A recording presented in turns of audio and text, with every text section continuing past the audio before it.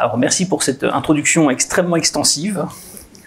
Donc, oui, voilà. Donc, très simplement, je suis chercheur à l'Observatoire de la Côte d'Azur quand vous descendez vers Nice.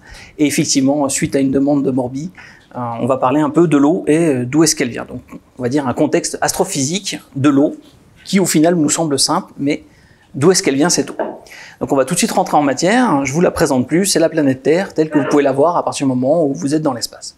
Et évidemment, c'est pas pour rien qu'on l'appelle la planète bleue. À partir du moment où on la regarde, à peu près 2/3 de la Terre sont recouverts d'eau. Donc, ce qui domine la vue quand on regarde la Terre depuis loin, c'est l'eau. Alors, la Terre n'est pas le seul endroit dans le système solaire où on trouve de l'eau. Il y a plein d'autres corps dans le système solaire qui ont de l'eau. Par exemple, on peut en voir sur Mars. Ce que vous voyez ici sur la droite de l'écran est une vue de Mars prise par un télescope. Et vous pouvez voir une calotte polaire au sud. Alors, petite astuce, c'est pas de la glace d'eau comme la calotte polaire chez nous, c'est de la glace de CO2. Par contre, sous les calottes polaires de Mars au nord et au sud, il y a de la glace d'eau aussi présente sur Mars. Donc Mars a de l'eau sous forme glacée à sa surface et dans sa sous-surface, un peu une sorte de permafrost. On trouve aussi de l'eau ailleurs, comme je le disais. Vous avez par exemple les lunes de toutes les planètes géantes, donc que ce soit Jupiter, Saturne, Uranus ou Neptune. Ces planètes géantes ont des satellites qui tournent autour d'elles et leurs surfaces sont généralement recouvertes de glace. Ici, vous avez Europe, qui a un satellite de Jupiter, et la surface est une énorme banquise de glace. Il y a uniquement de la glace à la surface et vous voyez peut-être des stries sur la télé, je ne sais pas si ça se voit pas mal. Et en fait, c'est des craquelures de l'eau à la surface donc de cette lune. Et d'ailleurs, on trouve de l'eau un peu partout dans le système solaire, comme je le disais. On pourrait imaginer qu'on va la trouver uniquement plutôt dans les parties lointaines du système solaire, puisque, in fine, s'il fait chaud sur Terre, c'est bien parce qu'on a le Soleil qui nous envoie de l'énergie et qui chauffe. Donc, plus vous allez vous éloigner du Soleil, plus il va faire froid. Et donc, évidemment, on va trouver un peu plus d'eau quand même dans les confins du système solaire. Et alors, typiquement, on va en trouver sur les comètes. Vous avez ces corps qui vivent, qui vivraient pas le bon mot, mais on va dire qui se trouvent aux confins du système solaire, sur des orbites extrêmement elliptiques, c'est-à-dire qu'à un moment de leur orbite, elles sont extrêmement loin du Soleil, puis elles vont s'en rapprocher beaucoup. Donc évidemment, elles vont se réchauffer en s'approchant du Soleil, ce qui va donner lieu à cette longue queue de gaz qui va se sublimer de la comète. Donc ça permet de faire déjà des jolies photos. Et ensuite, pour nous, ça nous permet d'avoir accès à la composition des glaces qu'on peut trouver dans le système solaire.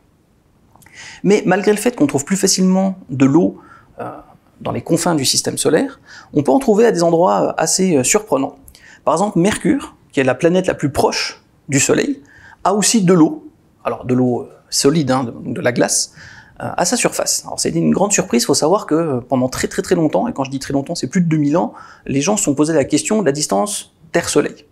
Et après la Deuxième Guerre mondiale, la manière dont on mesurait ça, c'était en envoyant un écho-radar, enfin plutôt on envoyait une onde électromagnétique sur Mercure, et on recevait l'écho, et juste en chronométrant le temps d'aller-retour de la lumière, on arrivait à la distance.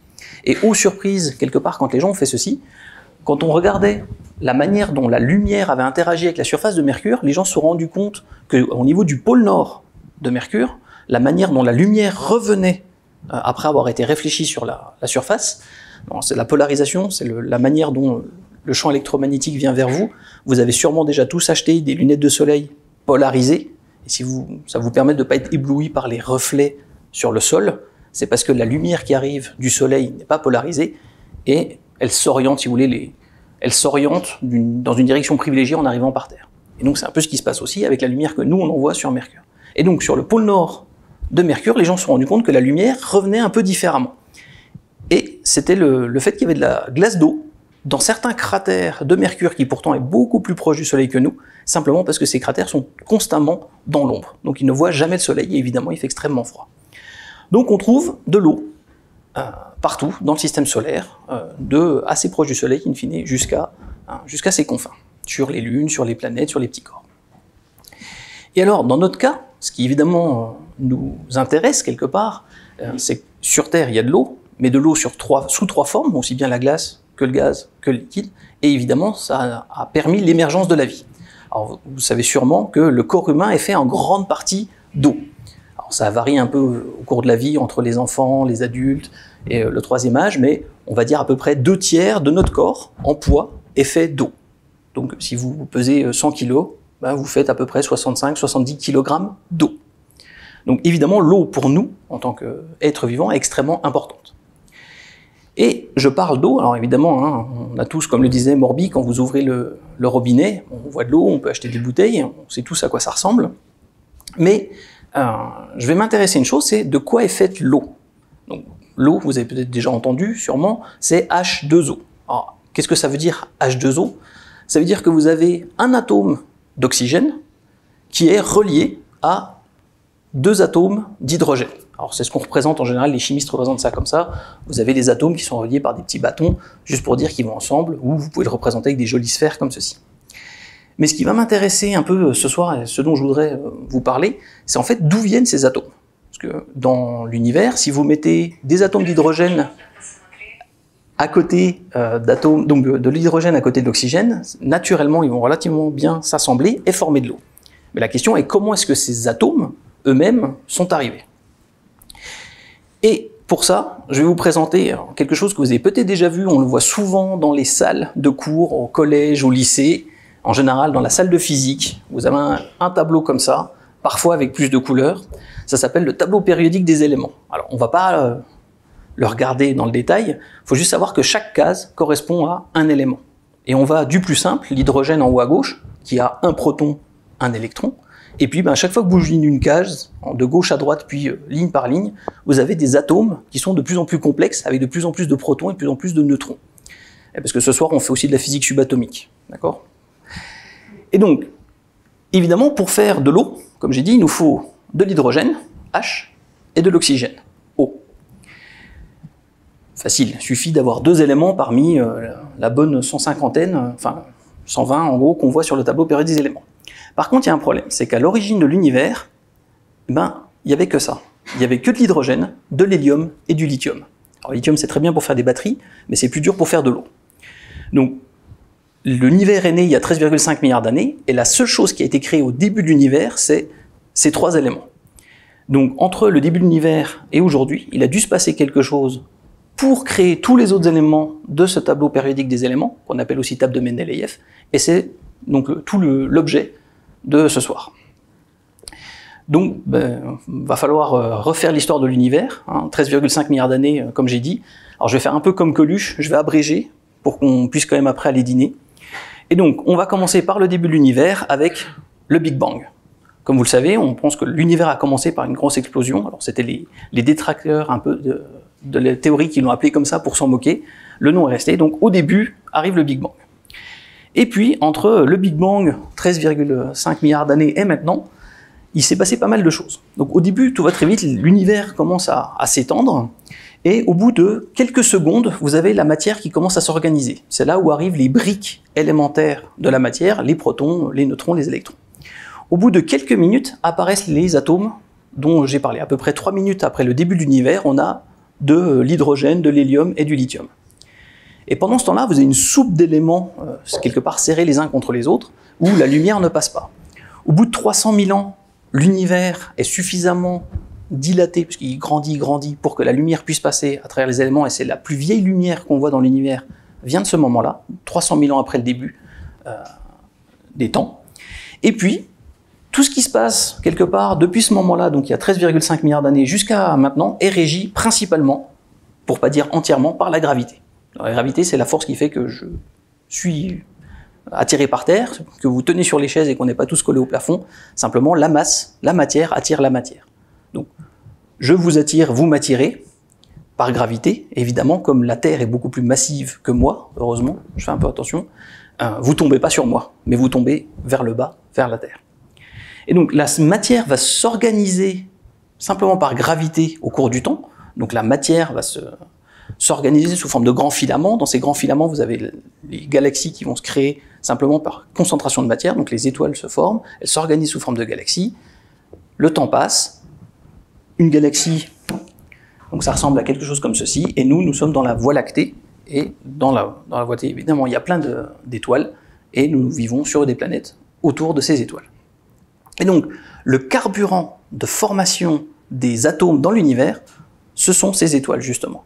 Donc la matière s'organise via la gravité, mais ce qui va nous intéresser comme élément principal pour la formation des atomes, ce sont les étoiles. Alors, une étoile se forme à partir de nuages moléculaires. Donc vous avez dans l'espace des énormes nuages qui contiennent du gaz, un peu de poussière, et ce gaz, justement par gravité, alors ça prend extrêmement longtemps, hein, puisque c'est pas chaque molécule de gaz est très légère, donc elle n'attire pas beaucoup les semblables, mais petit à petit ce nuage va se contracter, va se mettre quelque part sous forme d'une galette, un peu comme le pizza-loyo fait tourner sa boule de pizza, et puis au centre de cette galette, vous allez avoir le gaz qui va tellement se concentrer que l'étoile va naître. Et alors, on voit ces grands nuages de gaz, etc., un peu partout dans le ciel, et je suis sûr que vous avez déjà vu ce genre d'image. Alors, vous avez ici à gauche une vue d'un nuage moléculaire qui a été fait par le télescope spatial Hubble il y a 5-6 ans, enfin non, maintenant ça fait déjà quasiment 10, et une beaucoup plus récente faite par le James Webb. Les images ont beaucoup circulé sur Internet, elles sont absolument magnifiques. Vous pouvez, j'imagine, voir de fortes différences entre les deux images. Il faut savoir une chose, c'est qu'ici vous avez une image qui est faite dans la lumière visible, donc la même chose que ce que voient nos yeux, et ici dans l'infrarouge, quelque chose que nos yeux ne voient pas. Et ce que vous voyez ici sont des grandes régions sombres, qui sont justement ces zones où les étoiles sont en train de se former. Donc c'est là où la lumière ne passe pas, on ne la voit pas, les étoiles naissent dans ces cocons. Et à partir du moment où on le regarde dans l'infrarouge, on voit plutôt l'émission due à la température de la poussière qui est en train de s'agglomérer. Et c'est pour ça que vous voyez dans les images du James Webb, justement, quasiment, on a l'impression de voir un négatif entre les deux images, parce que d'un côté on voit la lumière émise, et de l'autre côté on voit la lumière réfléchie. Donc toujours est-il que c'est dans ces grands nuages de gaz que vont naître les étoiles. Alors comme je le disais, hein, on ne peut pas les voir ici, ce que vous voyez simplement c'est le nuage. Par contre, à nouveau, si vous regardez sur les endroits où c'est le plus concentré et qu'on regarde en infrarouge, on arrive un peu à voir ce qui se passe, et on voit vraiment ces pouponnières d'étoiles. Donc, l'univers crée de l'hydrogène va s'organiser naturellement, dû à la gravité, en structure, ces grands nuages qui, sous l'effet de la gravité à nouveau, vont tomber sur eux-mêmes, se concentrer et faire une étoile.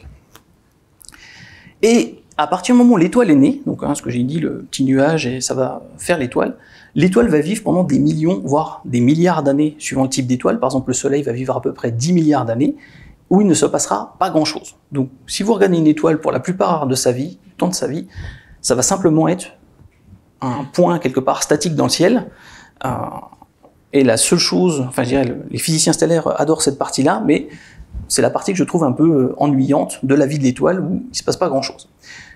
Détail que j'aimerais que vous renotiez ici, c'est qu'il y a des couleurs aux étoiles, et c'est quelque chose qu'on va revoir plus tard. Suivant la température des objets dans le ciel, ils ont suivant la température des objets, ils ont une température différente.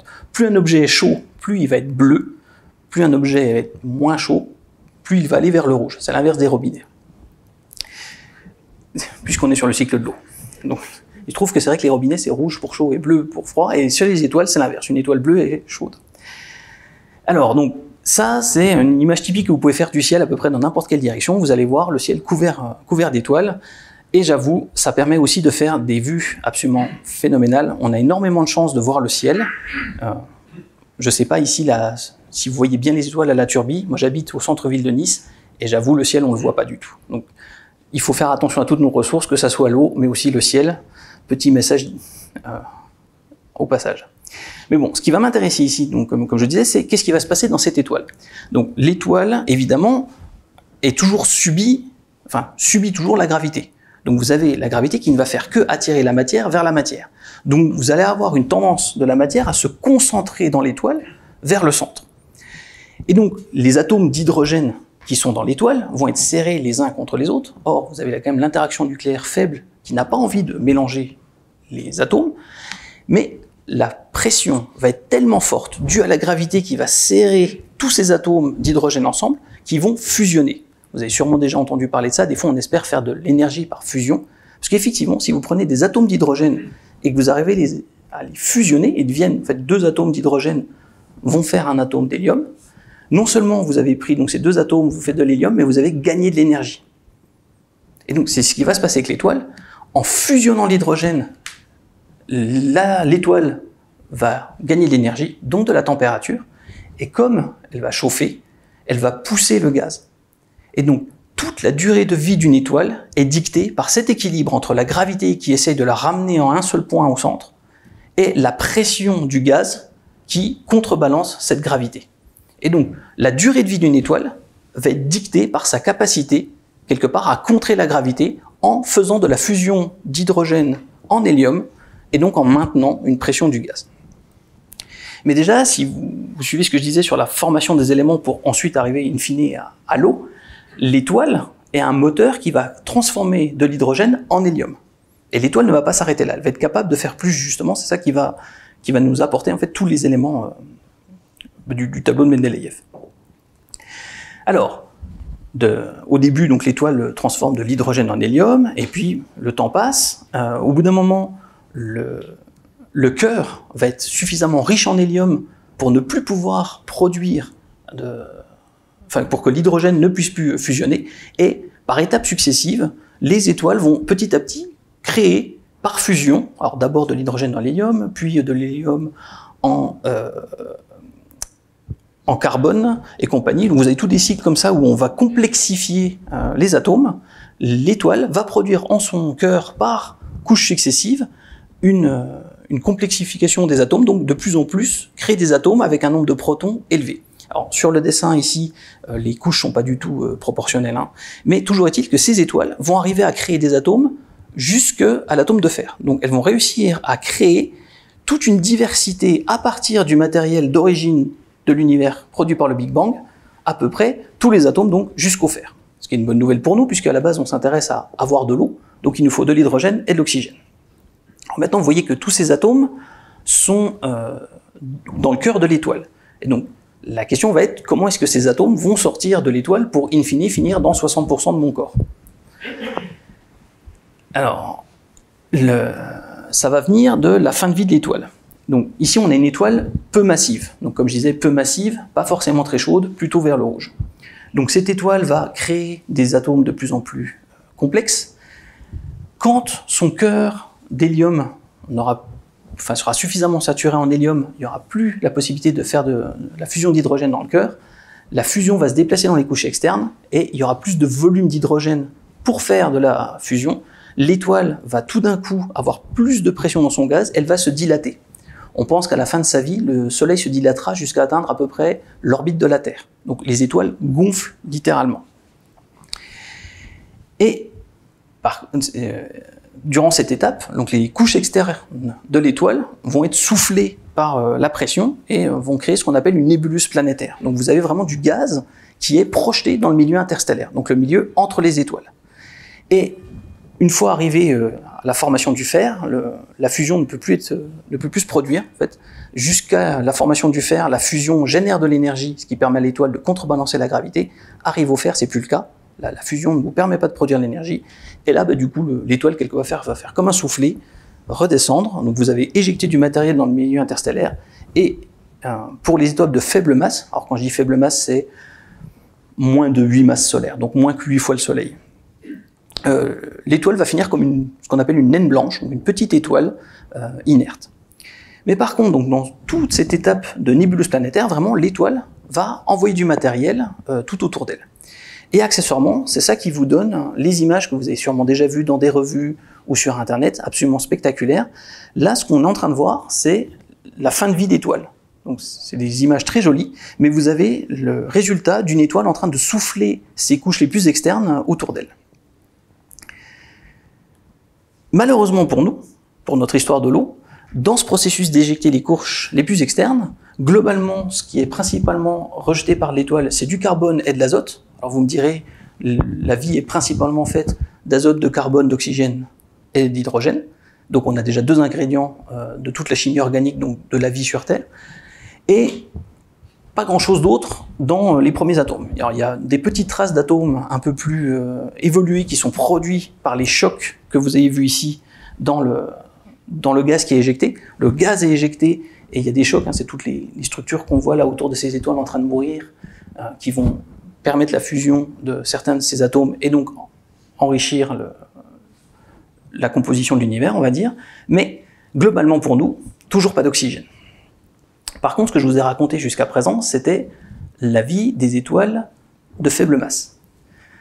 Ah, pardon, j'ai oublié une chose, oui. Ces étoiles de faible masse, pardon, ici, ces étoiles de faible masse donc, vont vivre leur vie à peu près 10 milliards d'années, comme le Soleil, étoile typique, pas trop massive, finir comme une nébuleuse planétaire et finir en naine blanche. Par contre, il faut savoir une chose, c'est que les étoiles, excusez-moi d'avoir fait des allers-retours sur les diapositives, les étoiles, dans 2/3 des cas à peu près, sont des étoiles doubles. Donc un petit peu comme on voyait dans Star Wars, il y a plus de 40 ans, George Lucas avait imaginé une planète autour de 2 étoiles. Il se trouve que la majorité des étoiles dans l'univers ne sont pas seules, mais sont à plusieurs. Et donc il n'y a aucune raison que les 2 étoiles aient exactement la même durée de vie. Et donc ce qui va souvent se passer dans un système d'étoiles binaires, c'est qu'une étoile, si elle est de faible masse, va finir sa vie, faire une nébuleuse planétaire et finir en naine blanche. Et cette naine blanche va se trouver à côté d'une autre étoile qui, elle, est encore active, voire peut-être en train de passer dans cette phase où elle gonfle. Et donc, l'étoile naine blanche va vampiriser quelque part sa compagnonne et du gaz de l'étoile va tomber sur la naine blanche. Alors, il va se produire quelque chose, c'est que le gaz va s'accumuler sur la surface de la naine blanche et arriver à une certaine quantité de gaz autour de cette naine blanche, l'étoile va exploser. Et on appelle ça une nova, supernova. Et donc, au moment de l'explosion de cette naine blanche, enrichie quelque part par le matériel qu'elle a vampirisé de l'étoile à côté d'elle, il va y avoir, donc cette supernova, production de beaucoup plus d'atomes. Et donc, vous avez exactement le même genre de résultat des nébuleuses planétaires, c'est juste qu'en général, comme le système est un peu plus complexe avec des compagnons, vous avez des formes qui apparaissent. Alors, c'est pas que l'univers produit des choses carrées, c'est juste la manière dont on le voit. En fait, sûrement la nébuleuse ressemble plus à celle qui est sur votre droite, avec des choses rondes, mais suivant dans quel angle vous le regardez, vous verrez des géométries apparaître. Mais toujours est-il que vous avez des systèmes comme ça, d'étoiles doubles, où une étoile va exploser après avoir vampirisé le gaz de sa compagnonne. Et dans ce cas, il va y avoir une quantité d'éléments plus complexes, beaucoup plus grande, qui est construite, qui est générée à ce moment-là. Mais à nouveau, toujours pas d'oxygène. Donc, on n'a toujours pas de solution pour produire de l'eau sur Terre, sachant quand même que l'oxygène a été fait par toutes les étoiles. Dans le cycle de fusion de l'hydrogène et de complexification des atomes au sein d'une étoile, comme je le disais au début, il y a eu de l'oxygène qui a été produit. Et donc c'est là où je vais me tourner cette fois-ci vers les étoiles plus massives, donc au-dessus de à peu près 8 masses solaires. Alors ces étoiles-là, plus massives, donc plus chaudes, généralement des étoiles bleues. Elles vont avoir le même début de vie, elles vont faire de la fusion d'hydrogène. Une fois que le cœur sera trop concentré en hélium, la fusion va se déporter dans l'enveloppe, elles vont grossir, et par contre, ces étoiles sont suffisamment massives pour passer de plus en plus d'étapes, toujours donc jusqu'au fer, mais par contre, sur leur fin de vie, elles vont, alors, donc on appelle ça une explosion de supernova, mais on devrait plutôt dire une implosion. En fait, à un moment donné, l'étoile arrive vraiment au moment du fer, elle n'a plus de combustible pour continuer à maintenir cette pression de radiation qui va pousser la matière en dehors, la gravité va l'emporter, toute la matière tombe sur le cœur, rebondit sur le cœur, et c'est là qu'il y a une explosion. À la base, l'étoile s'effondre sur elle-même. Et donc ce qu'on a au centre, c'est soit une étoile à neutrons, soit les fameux trous noirs dont généralement vous entendez parler. Donc les trous noirs naissent au centre des étoiles comme ça, très massifs, qui explosent. Et ces explosions extrêmement énergétiques dans l'univers sont à l'origine, justement, de l'oxygène pour ce qui nous intéresse aujourd'hui, mais de la plupart des atomes, jusqu'au numéro atomique 40, c'est-à-dire en gros jusqu'à 40 protons. Donc, toujours est-il que l'univers, à son origine, il y a 13,5 milliards d'années, a produit de l'hydrogène. Les étoiles sont le moteur de fabrication de quasiment tous les autres éléments, tous les autres atomes qu'on peut trouver autour de nous. Ce qui veut dire une chose, c'est que le mur ici, la table, vous, vos chaises, à un moment donné, les atomes qui les composent étaient dans une étoile.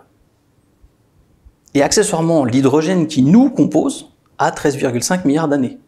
Et donc quand on disait tout à l'heure que j'ai eu un prix parce que j'étais jeune, mais bon, entre quand j'avais 30 ans et 40 ans, par rapport à 13 milliards d'années d'atomes, on ne voit pas passer. Mais toujours est-il qu'on a dans notre corps, tous, une bonne partie des atomes qui nous composent, qui viennent du début de l'univers, donc 13,5 milliards d'années, et une bonne autre partie des atomes qui nous composent, qui viennent d'étoiles, donc qui sont forcément plus anciens que le système solaire. Or, le système solaire a 4,5 milliards d'années, donc nous avons tous en nous des atomes qui ont minimum 4,5 milliards d'années. En fait, on est tous très vieux. D'accord ? Sans vouloir choquer personne. Hein. Voilà. Donc, les atomes sont créés par les étoiles et éjectés dans le milieu interstellaire.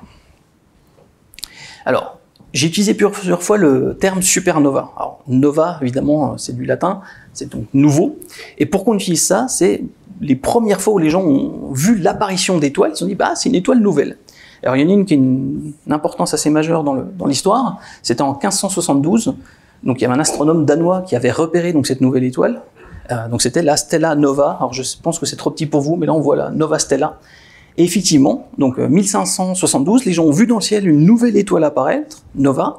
Accessoirement, si on la regarde maintenant, ben, on voit un nuage de gaz autour de la position où était apparue l'étoile. Donc l'étoile a explosé il y a maintenant 500 ans, et on en voit ben, le reste. Donc on voit toujours ces restes d'étoiles mortes. Accessoirement, il y en a une autre qui était connue, qui est celle du Crab. C'est une nébuleuse du Crab, ça s'appelle. C'est le reste du gaz éjecté par une supernova qui a eu lieu en l'an 1054. Et j'ai découvert ça il n'y a pas longtemps, il y a, je ne sais plus, 1 an ou 2. Il se trouve que dans les pièces d'or de Byzance, les monnayeurs avaient caché dans les pièces le fait qu'on voyait une étoile brillante qui était nouvelle. Parce qu'en fait, visiblement, les gens n'avaient pas eu le droit de dire qu'il y avait une nouvelle étoile. Vous savez, il y a le carcan de le ciel est immuable, c'est le domaine des dieux, donc rien ne peut bouger dans le ciel. Et les monnaies représentaient l'empereur de Byzance avec une étoile à son côté. Et pendant une période de temps, autour de 1554, il y a des pièces qui sont apparues où il y a 2 étoiles du côté de l'empereur. Et les gens pensent vraiment que c'était certains monnayeurs qui ont glissé dans leur fabrication de pièces le fait qu'il y avait une nouvelle étoile dans le ciel. Donc, si j'essaie de résumer ce que je vous raconte depuis un petit moment, nous avons des grands nuages de gaz, qui sont des régions de formation stellaire, qui forment des étoiles simplement par contraction de la matière due à la gravité. Soit l'étoile est environ 8 fois plus massive que le Soleil, elle va être plutôt de type bleu, et elle va avoir une vie très courte, quelques millions, dizaines, millions d'années. Elle va grandir, exploser en supernova, et donc soit donner un trou noir, soit une étoile à neutrons. Et donc, fertiliser quelque part le milieu interstellaire. Si vous êtes face plutôt à des étoiles moins massives, c'est plutôt des étoiles type solaire qui vont avoir une vie beaucoup plus longue, typiquement plusieurs milliards d'années, donc le Soleil à nouveau, 10 milliards d'années, on est à peu près à mi-chemin de la vie du Soleil, vont finir leur vie sous forme de nébuleuses planétaires, puis de naines blanches, mais vont très peu réensemencer le milieu interstellaire. Et donc typiquement, pour nous, il vaut mieux des grosses étoiles qui vont avoir une vie très courte, mais vont vraiment enrichir le milieu interstellaire en le complexifiant. À partir de l'hydrogène, créer des atomes plus complexes. Et donc, si on fait le portrait de famille un peu d'où viennent les atomes, ben, globalement, tout ce qui est dans la première gamme vient des étoiles, des explosions,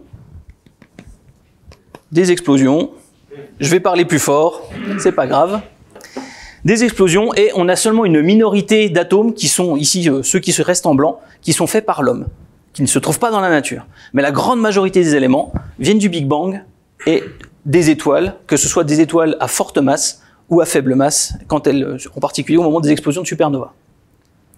Donc voilà. Tout ceci pour avoir enfin les briques de construction autres que de l'hydrogène. Parce que donc, au début de l'univers, comme il n'y avait que de l'hydrogène, vous pouvez faire que des étoiles. Il n'y a que ça de disponible. Avantage, après quelques générations d'étoiles qui vont enrichir le milieu interstellaire, vous avez enfin des briques de construction pour faire autre chose. Comme je le disais, nous sommes tous faits de cette poussière d'étoiles. Donc, cette fois-ci, une fois que plusieurs générations d'étoiles sont passées dans l'univers, on va pouvoir continuer cette histoire que je vous avais montrée du nuage interstellaire qui se contracte, qui se met sous forme de galette, au centre duquel une étoile naît. Le processus va aller plus loin et on va pouvoir voir l'émergence de planètes autour de ces étoiles. Mais évidemment, ce n'était pas possible au tout début de l'histoire de l'univers, parce qu'il n'y avait pas les atomes qui pouvaient le faire. Je veux dire, la Terre, c'est principalement de la roche, il vous faut de la silice. Et alors, ce qu'on voit ici dans ce petit dessin explicatif est que les planètes se forment dans le disque autour de l'étoile, et c'est effectivement ce qu'on observe quand on regarde des étoiles jeunes. On voit des disques autour d'étoiles jeunes, on ne voit pas de disques autour d'étoiles vieilles. Et quand on regarde ces disques, on voit des structures. Et je me rends compte qu'il me manque une diapositive par rapport à ce que j'avais prévu. Donc je voulais vous montrer ces disques tels qu'on les observe. Et vraiment, on a l'impression de voir quelque part des vinyles avec des sillons. On voit vraiment des structures se faire dans ces disques, là où naissent les planètes. Alors, de la même manière que je vous expliquais assez simplement comment se forment les étoiles, je voudrais juste parler très rapidement du coup de comment se forment les planètes. Et du coup, évidemment, comme elles se forment à partir des éléments disponibles dans le nuage, autant au début de l'univers, vous n'avez que de l'hydrogène, vous n'avez pas de planète, autant après certaines générations d'étoiles, vous avez tous les éléments, incluant l'hydrogène et l'oxygène, qui naturellement vont faire de l'eau. Donc vous aurez de l'eau sur les corps que vous allez créer dans le disque, simplement parce que les atomes sont enfin disponibles. Donc vous avez ces grands disques autour des étoiles, dans lesquels la matière va principalement se condenser. Pas de problème. Donc la matière se condense, c'est-à-dire qu'elle passe de l'état gazeux à l'état solide. Alors pour ça, il faut qu'il fasse suffisamment froid. Donc vous avez plutôt des matériaux dont la température de condensation va être basse, loin de l'étoile, et haute. Autrement dit, vous avez des glaces loin et des roches proches, pour faire plus simple. Ensuite, tous ces matériaux, une fois sous forme de solide, vont se condenser au milieu du plan du disque. Donc vous allez avoir du gaz plutôt autour et plutôt les solides au milieu. Ces petits grains de solides vont commencer à se coller les uns les autres jusqu'à faire des objets de la taille de quelques centimètres. Et donc vous avez un disque énorme rempli de petits grains de quelques centimètres. Et de grandes parties de ce disque vont toujours, c'est toujours la gravité qui est le moteur de tout dans l'univers, vont tomber sous l'effet de leur propre masse et s'agglomérer dans ce qu'on appelle, nous, les planétésimaux, qui sont les briques de construction des planètes. Les briques de construction des planètes, donc planétésimaux, c'est les astéroïdes, qui est, donc, comme l'a dit, désolé, je ne sais pas votre nom, donc, dans l'introduction, qui est mon sujet de recherche. Et donc, tout ce que je viens de dire jusqu'à présent, c'était l'introduction. Je commence là, maintenant, la présentation, d'accord? Donc, accrochez-vous. Non, je rigole. Voilà, donc la formation des planétésimaux qui sont les briques de construction des planètes. Donc ces planétésimaux, qui sont maintenant les astéroïdes à l'heure actuelle, se sont accrétés, donc agglomérés, collisionnés les uns avec les autres pour former les protoplanètes et les cœurs des planètes géantes qui elles-mêmes ont accrété, donc attrapé du gaz. Et puis l'étoile souffle le disque et après quelques millions d'années, vous avez des systèmes planétaires comme le nôtre ou différents, mais vous avez des systèmes planétaires. Et une chose assez drôle, c'est que ces 6 étapes se produisent à peu près en un nombre d'années qui correspond à un 1 avec le nombre de zéros donné par le chiffre. C'est vraiment quelques années, quelques centaines d'années, quelques milliers d'années, quelques centaines de milliers d'années, quelques millions d'années. Les planètes se forment extrêmement rapidement autour d'étoiles. On a le temps de créer beaucoup de matière dans l'univers, puisque l'univers a 13,5 milliards d'années. Autour d'étoiles, les planètes se forment extrêmement rapidement. Mais par contre, ce que je voulais dire, c'est que ça, c'est une image un peu d'Épinal. C'est une vue extrêmement simple de la formation planétaire. Comme vous le savez, vous avez un spécialiste de formation planétaire dans la salle. C'est pas moi, c'est lui. Et c'est beaucoup plus compliqué que ça dans le déroulé. Déjà, les choses vont bouger au cours de leur formation. Les planètes ne se forment pas à l'endroit où elles se trouvent. Une fois que le disque disparaît, il peut y avoir énormément de chaoticité. Si vous avez suivi le cycle de conférence de l'année dernière, vous avez dû avoir des orateurs qui vous en ont parlé. Et donc, le fait que l'histoire de formation des planètes soit beaucoup plus complexe que cette image assez simpliste du disque, amène à une grande variété dans les types de systèmes planétaires. Et comme je le disais tout à l'heure, soit vous avez quelque chose comme le système solaire ou pas. Il se trouve que la plupart des planètes qu'on trouve autour d'autres étoiles se trouvent beaucoup plus proches de leur étoile que les planètes dans le système solaire se trouvent du Soleil. Vous avez ici un système un peu connu parce qu'il a un nom sympathique. Et en fait, les 7 planètes de ce système se retrouveraient à l'échelle beaucoup plus proche du Soleil que ne l'est Mercure. C'est juste pour dire que la formation planétaire en tant que telle n'est pas un long fleuve tranquille, toujours pour rester dans le thème de l'eau. Mais dans le cadre de l'étude justement de comment les planètes se forment, comment la formation planétaire se forme, donc je fais une petite parenthèse sur le fait qu'on s'intéresse justement aux astéroïdes, le cas de ma recherche, parce que contrairement aux planètes où on n'en a que 8 dans le système solaire, bah, des petits corps du système solaire, on en a des millions. Autrement dit, on a des échantillons de à peu près toutes les conditions de formation dans le système solaire. Si jamais vous faites une enquête d'opinion et que vous interrogez 3 personnes au milieu d'un pays de 60 millions, il y a peu de chances que vous ayez une vue représentative. Et donc l'idée, c'est de demander à beaucoup de gens. Donc on essaye d'avoir le plus possible d'échantillons du système solaire. C'est pour ça qu'on utilise les astéroïdes. Et les astéroïdes, c'est simplement des énormes rochers. Donc si vous avez suivi la formation, c'est de la silice. Donc forcément, c'était pareil. C'était des atomes qui étaient dans des cœurs d'étoiles. Donc c'est les briques de construction des planètes. Parenthèse fermée, je reviens à l'eau. Donc ça y est. On a commencé notre histoire il y a 13,5 milliards d'années. Le Big Bang marque le début de la formation de l'univers. À ce moment-là, il n'y a que de l'hydrogène, de l'hélium, du lithium. Des générations successives d'étoiles vont naître, produire des atomes plus complexes, les réinjecter dans le milieu interstellaire. Donc, à chaque nouvelle génération, le matériel de base est plus complexe. Vous pouvez construire, c'est un mauvais mot construire, mais des étoiles vont se former à partir d'un matériel qui est enrichi. Et petit à petit, le matériel est suffisamment enrichi pour voir l'émergence de systèmes planétaires autour de ces étoiles. On a de la chance d'être ici, mais quelque part, on n'aurait pas pu être là au tout début de l'histoire de l'univers. Il n'y avait pas le matériel pour faire des planètes. Et donc, nous avons la chance d'être sur une planète qui non seulement peut exister, mais en plus a de l'eau, puisque l'oxygène a été créé par les étoiles. Et il y a quand même une particularité sur la Terre qui fait que nous sommes là, par rapport aussi aux autres planètes du système solaire, où vous avez vu, il y a quand même de l'eau, mais elle est toujours sous forme de glace. C'est que sur la Terre, on trouve l'eau sous 3 formes.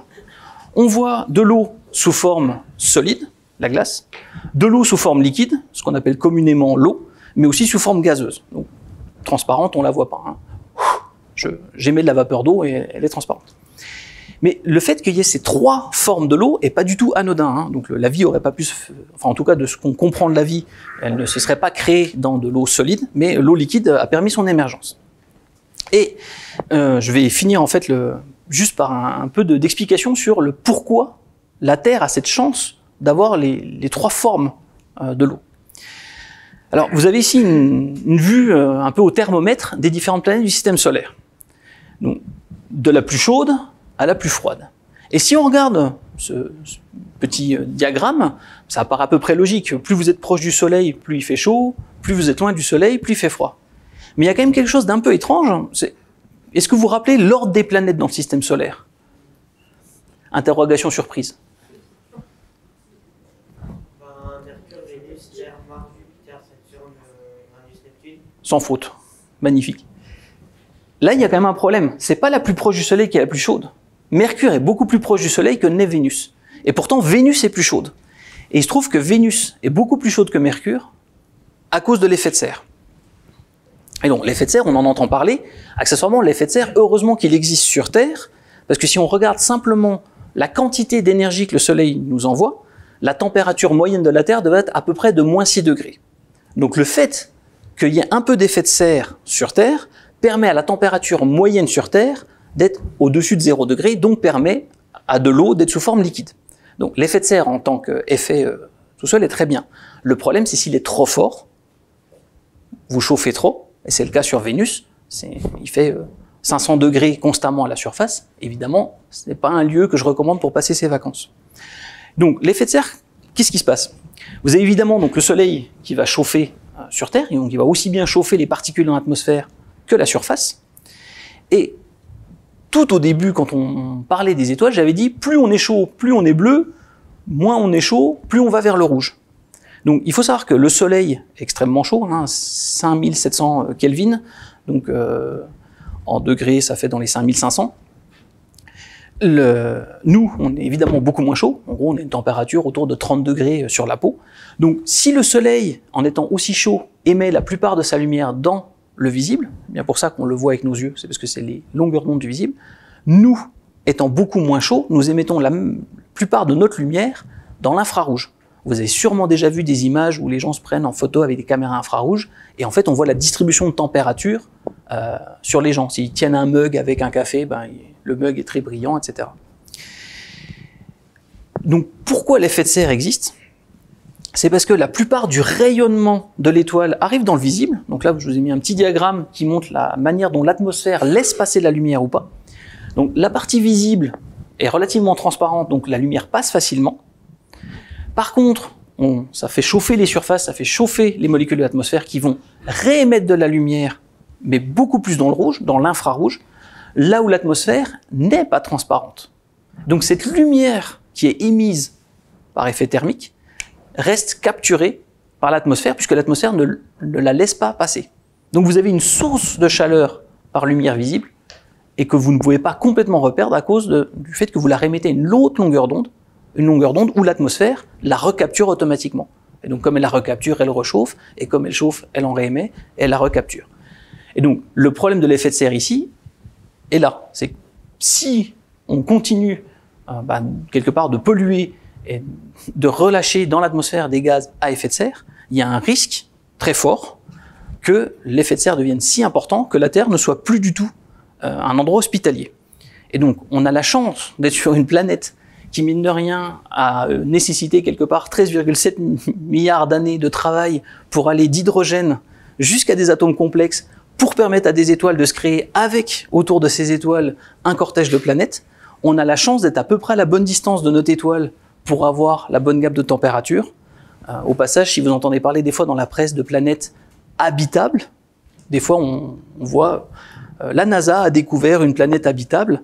En fait, ça veut dire que c'est une planète autour d'une autre étoile qui a la bonne distance de son étoile pour qu'elle soit à peu près dans les mêmes conditions de température que nous.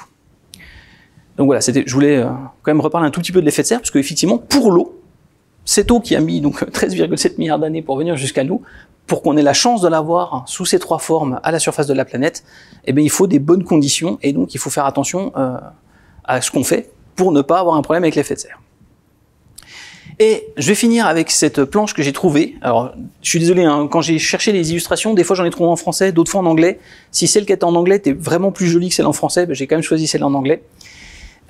C'est une sorte de résumé des atomes qui nous composent, vous, moi, etc., en fonction d'où ils viennent. Et donc, on l'avait dit, hein, l'hydrogène dans notre corps vient du Big Bang, 13,7 milliards d'années, et tous les autres viennent d'une certaine manière, d'une étoile, qu'elle soit de faible masse, de forte masse, au moment où on l'a explosée, ce qui a permis de complexifier les atomes. Et donc, en poids, eh ben, on est principalement fait d'oxygène.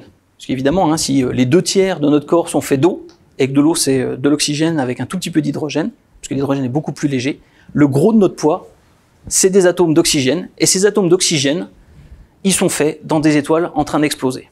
Donc non seulement nous sommes tous des poussières d'étoiles, mais en plus on est tous des poussières d'étoiles qui ont explosé extrêmement violemment. Voilà, moi j'ai fini. Je vous remercie de m'avoir écouté, et ben, si vous avez des questions, je suis très heureux de le prendre, et je vais boire de l'eau.